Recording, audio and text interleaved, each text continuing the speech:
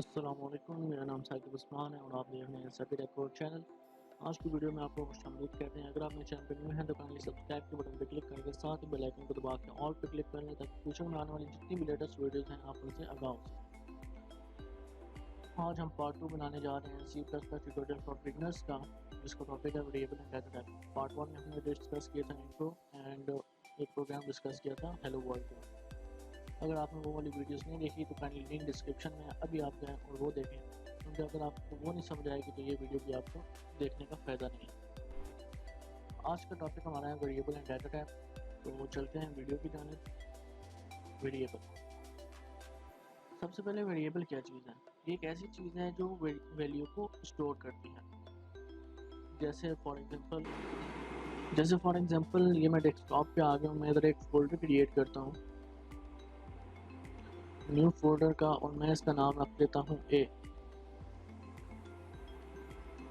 इसको क्रिएट करने के बाद मैं इसको ओपन करता हूँ और इसके अंदर मैं एक फाइल स्टोर कर लेता हूँ टेक्स्ट डॉक्यूमेंट की, जिसका नाम मैं रख देता हूँ साकिब।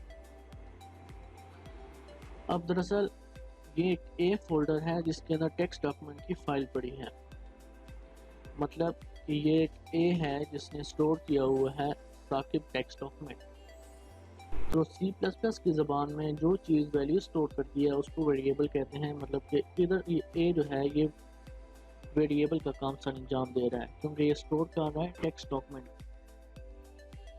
वेरिएबल आपको कुछ ना कुछ तो क्लियर हो गया होगा कि वेरिएबल क्या चीज़ है। अब इसको एक प्रोग्राम से समझते हैं। जैसे कि ये एक प्रोग्राम है, हम पिछली वीडियो में डिस्कस कर चुके हैं कि हैश इंक्लूड आयोस्ट्रीम क्या है, यूजिंग नेम स्पेस एसटीडी क्या है, इंट मेन क्या है। तो अगर आपने मेरी पिछली वीडियो नहीं देखी तो काइंडली लिंक डिस्क्रिप्शन में अभी जाएं, वो पहले वो देखें, ताकि वो जब आपको समझ आएगी तो फिर आपको ये आसानी से समझ आ जाएगी। तो अभी हम इनको डिस्कस नहीं कर रहे क्योंकि हम इसको पिछली वीडियो में डिस्कस कर चुके हैं। हम सीधा इधर आते हैं कि main body of the program में क्या लिखा हुआ है। आप देख सकते हैं इधर लिखा हुआ है इंट ए, और फिर नीचे वाली लाइन में लिखा हुआ है ए इक्वल टू 10। हमने वेरिएबल की डेफिनेशन क्या पढ़ी है कि ये कोई वैल्यू स्टोर करती है। जैसे कि इधर एक हमने क्रिएट किया है वेरिएबल ए जो स्टोर कर रहा है वैल्यू 10 को। इधर हमने ए क्रिएट किया है जो स्टोर कर रहा है वैल्यू 10 को। तो ये एक वेरिएबल बन गया क्योंकि ये स्टोर कर रहा है कोई ना कोई वैल्यू। तो क्या है और डेफिनेशन क्या है? डिक्लेरेशन दरअसल उसको कहते हैं जहाँ सिर्फ हम वेरिएबल या कोई चीज़ क्रिएट करें, उसको कोई वैल्यू असाइन ना करें। जैसे इधर हमने इंट ए क्रिएट किया है मगर इसको इधर ही हमने कोई वैल्यू असाइन नहीं की, तो ये हमारे पर डिक्लेरेशन हो गई है। और जहाँ हम वैल्यू उसको असाइन कर देते हैं तो ये हमारे पर डेफिनेशन हो जाती है। जैसे ये डेफिनेशन होगी जहाँ हमने ए इक्वल टू 10 असाइन कर दिया है। हम डिक्लेरेशन और डेफिनेशन एक ही लाइन में कर सकते हैं। जैसे हम इधर ऊपर ही लिख देते हैं इंट ए इक्वल टू 10, तो ये भी सही है। ये डिक्लेरेशन और डेफिनेशन एक ही लाइन में एक साथ हो जाती है। तो चलते हैं डाटा टाइप की जानिब। डाटा टाइप क्या चीज़ है? अब डाटा टाइप जो है वो वेरिएबल को बताती है कि उसमें कौन सी या किस तरह की वैल्यू को स्टोर करवाना है। जैसे कि कुछ डाटा टाइप ये हैं इंट, कैरेक्टर, फ्लोट और डबल। जो इंट है ये वेरिएबल को बताती है कि उसने सिर्फ काउंटिंग नंबर स्टोर करने हैं जो कि होल नंबर ना हो, या हम कह सकते हैं इसने सिर्फ काउंटिंग नंबर स्टोर करने हैं जो कि डेसिमल में ना हो। इसी तरह कैरेक्टर जो है वेरिएबल को बताती है कि उसने सिर्फ अल्फ़ाबेटिक कैरेक्टर स्टोर करने हैं, जैसे ए हो गया, एक्स हो गया, वाई हो गया। इस तरह के जितने भी सिंगल अल्फ़ाबेटिक कैरेक्टर हैं वो स्टोर करेगा वेरिएबल। इस तरह फ्लोट जो है वो वेरिएबल को बताता है कि उसने डेसिमल नंबर स्टोर करने हैं, जैसे 1.1 हो गया, 1.2 हो गया, 1.3 हो गया, इस तरह। जबकि जो इंट है ये डेसिमल नंबर स्टोर नहीं करता, ये सिर्फ 1, 2, 3 इस तरह के नंबर स्टोर करता है जिनमें डेसिमल ना हो। और जो फ्लोट है ये डेसिमल नंबर स्टोर करता है 1.4, 10.4 इस तरह। और डबल डबल जो है इंट और फ्लोट दोनों का मिक्सचर है। या तो वो कंपाइलर खुद देखेगा कि आंसर क्या है, अगर आंसर इंट में है तो ऑटोमेटिक इंट में लिख देगा, अगर आंसर फ्लोट में है तो वो ऑटोमेटिक फ्लोट में लिख देगा। अब चलते हैं साइज़ की जानिब। इंट जो है वो हमारी मेमोरी में 4 बाइट की जगह कवर करती है। जबकि करैक्टर जो है मेमोरी में 1 बाइट की जगह कवर करती है और जबकि फ्लोट भी 4 बाइट की जगह कवर करती है। और डबल चूँकि इंट और फ्लोट का मिक्सचर है, इसलिए इन दोनों का सम जो है उसका साइज़ बन जाता है। जैसे इंट 4 बाइट और फ्लोट 4 बाइट, 4 प्लस 4 8 बाइट की जगह डबल कवर करता है। चलें इसको एक एग्जांपल में देखते हैं। ये एग्जांपल है जिसमें हमने पीछे डिस्कस किया है कि वेरिएबल क्या है और डिक्लेरेशन डेफिनेशन क्या है। अब इसमें हम देखते हैं कि डाटा टाइप कहाँ यूज़ हुई है। इसमें डाटा टाइप यहाँ यूज़ हुई है इंट, जो कि वेरिएबल को बता रही है कि उसने सिर्फ काउंटिंग नंबर स्टोर करने हैं, जैसे कि 10, 20, 30, 1, 2 इस तरह के। डेसिमल नंबर ये स्टोर नहीं कर सकता।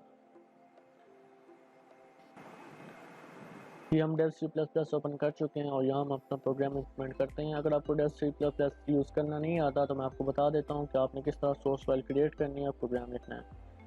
सबसे पहले आपने इधर अपर लेफ्ट कॉर्नर में जाना है, आपको फाइल मेन्यू नज़र आएगा, आपने इस पर क्लिक करना है और यहाँ न्यू पे जाके आपने सोर्स फाइल क्रिएट कर लेनी है। मैं पहले से क्रिएट कर चुका हूँ और सेव भी कर चुका हूँ। आपने क्रिएट करने के बाद सेव करके प्रोग्राम लिखना स्टार्ट कर देना है। सबसे पहले आपने लाइब्रेरी ऐड करनी है हैश इंक्लूड iostream, जो कि जितने भी हम प्रिंटिंग या इनपुट के काम प्रोग्राम में करते हैं वो इस सब में इंक्लूड हो जाते हैं। फिर आपने ऐड करना है यूजिंग नेम स्पेस इसके अंदर स्टैंडर्ड नेम जितने भी C++ के हैं वो इंक्लूड हो जाते हैं। उसके बाद इंट मेन का हम आगाज़ करते हैं, मेन फंक्शन का। सबसे पहले मैं एक डाटा टाइप लिखता हूँ इंट और वेरिएबल का नाम रख देता हूँ a, जिसके अंदर मैं असाइन कर देता हूँ वैल्यू 10। आखिर में लगा देता हूँ सेमीकोलन। ये हमारे C++ का रूल है कि सेमीकोलन हर लाइन के आखिर में आता है, सिवाय जहाँ फंक्शन की डेफिनेशन कर रहे हो या हम लाइब्रेरी लिख रहे हैं, इनके एंड पे नहीं आता। बाकी हर लाइन के या हर कीवर्ड के आखिर में सेमीकोलन आता है। इसी तरह हम एक और डाटा टाइप लिखते हैं फ्लोट और वेरिएबल का नाम मैं रख देता हूँ y और इसके अंदर मैं वैल्यू स्टोर करवा देता हूँ 2.4।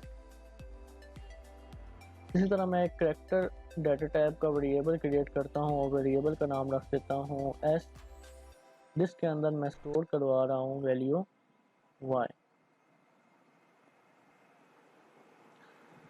अब आप इधर देख सकते हैं कि मैंने इधर 3 डाटा टाइप क्रिएट किए हैं। पहली लाइन में मैंने क्रिएट किया इन डाटा टाइप, जिसके वेरिएबल का नाम a है और वो वैल्यू स्टोर कर रहा है 10।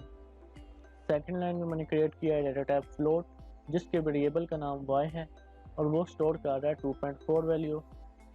तीसरी लाइन में मैंने डाटा टाइप क्रिएट किया है करैक्टर की, जिसके वेरिएबल का नाम s है और वो स्टोर कर रहा है y। जब हमें कोई भी करैक्टर वैल्यू स्टोर करवानी है तो हम उसको सिंगल इन्वर्टेड कॉमास के अंदर लिखते हैं। अब मैं इनको सी आउट करवाता हूँ। सी आउट किस लिए यूज़ होता है? प्रिंटिंग करवाने के लिए। सी आउट लिखा, उसके बाद ये bit wise left shift operator डालने हैं, ये एक्सेशन ऑपरेटर। उसके बाद अगर आपने कोई चीज़ एज इट इज़ प्रिंट करवानी है आउटपुट स्क्रीन पे तो उसको हमने इन्वर्टेड कॉमर्स के अंदर लिखना है। जैसे मैं अभी आउटपुट स्क्रीन पे प्रिंट करवाता हूँ कि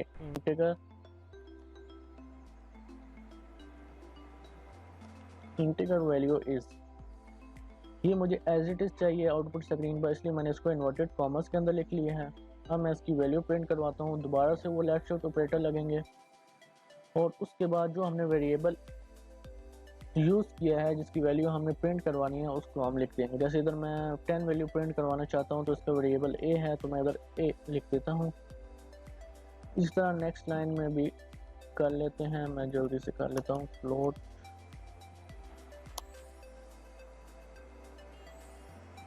मैं इधर फ्लोट की वैल्यू प्रिंट करवाऊँगा जो वेरिएबल y के नाम से सेव है। और तीसरी लाइन में मैं करैक्टर की वैल्यू प्रिंट करवाऊँगा जो वेरिएबल s के नाम से सेव है।